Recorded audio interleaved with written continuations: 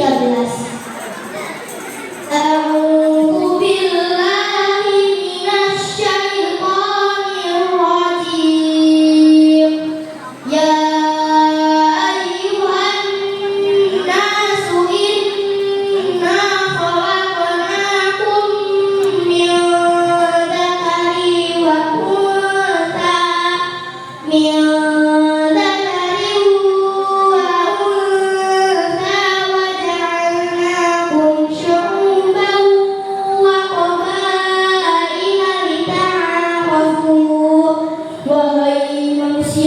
Sesungguhnya kami menciptakan kamu dari seorang laki-laki dan seorang perempuan. Kemudian kami jadikan kamu berbangsa-bangsa dan bersuku-suku agar kamu saling mengenal.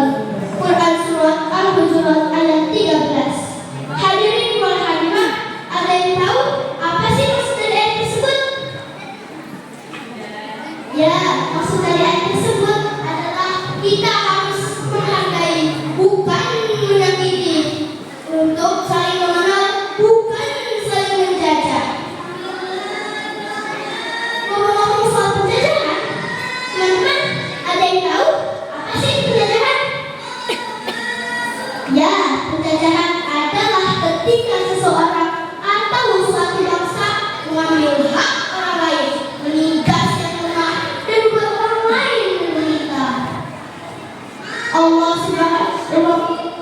Rasulullah Shallallahu Alaihi Wasallam bersabda, Innallaha la yuhibbul zalimin. Sesungguhnya Allah tidak mencintai orang-orang yang zalim. Subhanallah, berarti siapapun yang menindas dan menyakiti orang lain tidak disukai oleh Allah. Bahkan di negara kita Indonesia adalah negara dengan jumlah umat muslim terbanyak di dunia, menyatakan dengan tegas bahwa kemerdekaan ialah hak segala bangsa. Maka dari itu penjajahan di atas dunia harus dihapuskan karena tidak sesuai dengan peri kemanusiaan dan peri keadilan.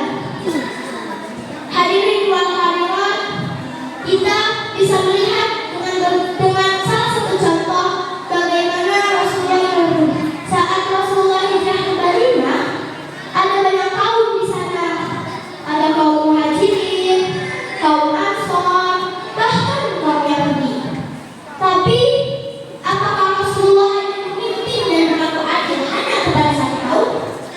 Oh, tentu tidak. Justru beliau membuat suatu perjanjian yang sangat fenomenal bernama Piagam Madinah yang berisi: 1. Semua penduduk Madinah tanpa memandang agama dan suku punya hak yang sama. 2. Tidak boleh ada yang saling menindas.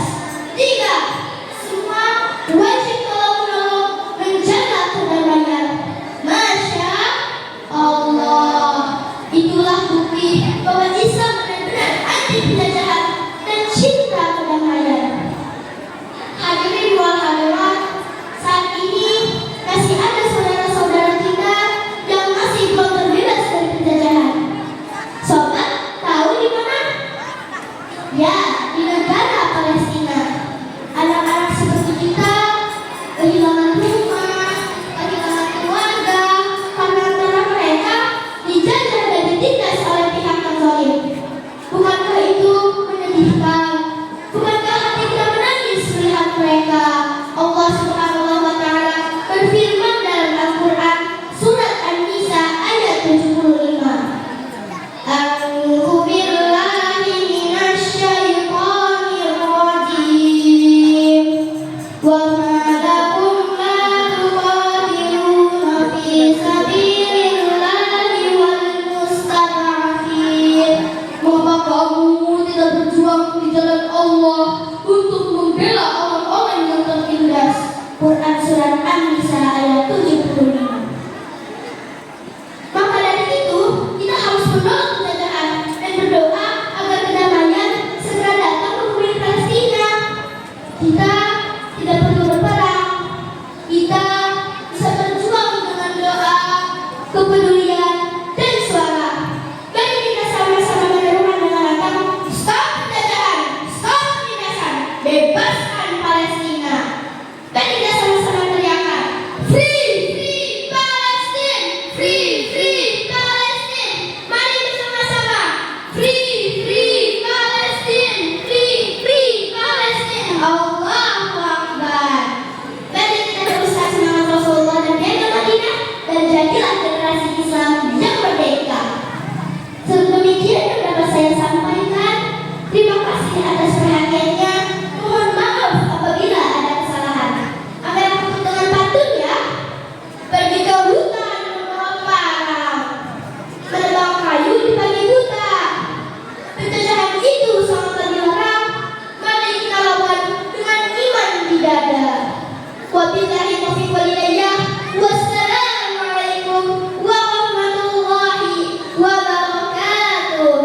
Waalaikumsalam.